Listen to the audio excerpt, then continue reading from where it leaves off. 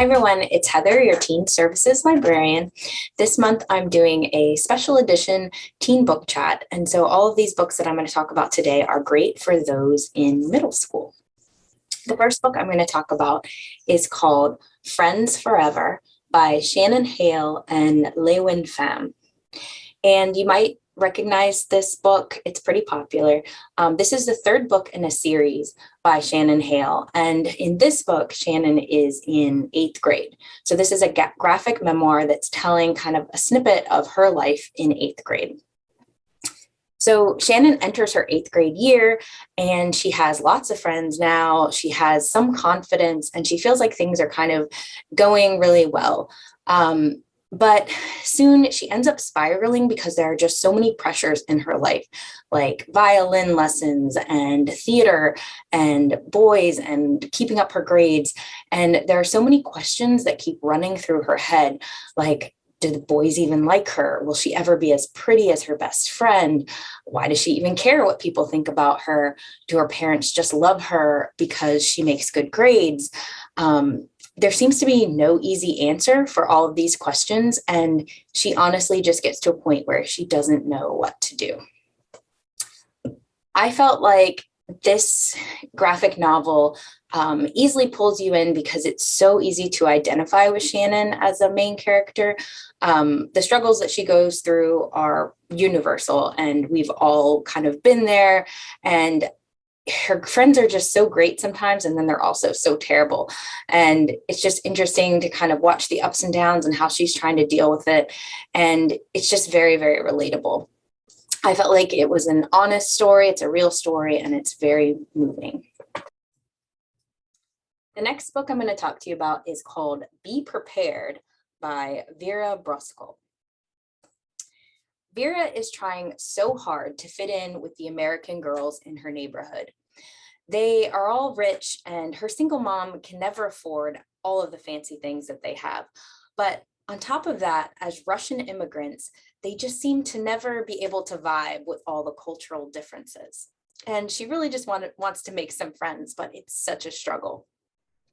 But then Vera finds out about a special Russian summer camp where she knows she'll finally find some friends and she'll finally fit in. So she gets there, and it is not at all what she expected. There are bugs everywhere. She really doesn't have any friends. People really aren't that nice to her. The outhouse is honestly gag inducing. And as the youngest one in the group, she just can't seem to fit in. So somehow Vera has to figure out how she's going to survive all of this. And honestly, it just keeps getting worse and worse. So this is also a graphic memoir, and it's telling the story of the author's life as a young girl. It's based on a true story. And it's funny, but in a really brutal way, because Vera is going through all of these horrible things. It's really rough for her, and she's experiencing all of these emotions. But the illustrations in the book just kind of bring out the humor of the situation and just bring the tale to life. I really enjoyed this one. The last book I have for you today is called Greenglass House by Kate Milford. Now, this is an older book, but it is part of a series, and there are some newer books that have just come out. Milo has been looking forward to spending the holidays with his parents. They run an inn, mostly for smugglers, on the top of a cliff in an old rambling house. At Christmas time, though, Milo usually has the house to himself. But this year, something strange happens. When the guest bell starts ringing, announcing a guest, it never stops, and stranger after stranger starts arriving. The strange things about the guests is that they all seem to be really on edge, and they all seem to be harboring some kind of secret. So Milo decides his only option is to make the best of it. So when the cook's daughter, Medi, suggests that they start a role-playing game to try to figure out the mystery of all these strange guests, Milo plays along.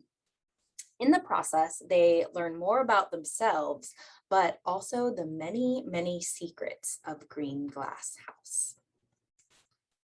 So this book, I feel like, is a really great mystery story.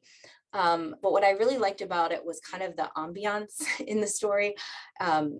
Reading the book just made me want to curl up by a fire with a cup of hot cocoa. They're always talking in the book about the snow falling and they're going sledding, and it really felt like the perfect book to read for this time of year, right when it's starting to get a little bit cold. It's a really heartwarming story, and the mystery does have a few surprises.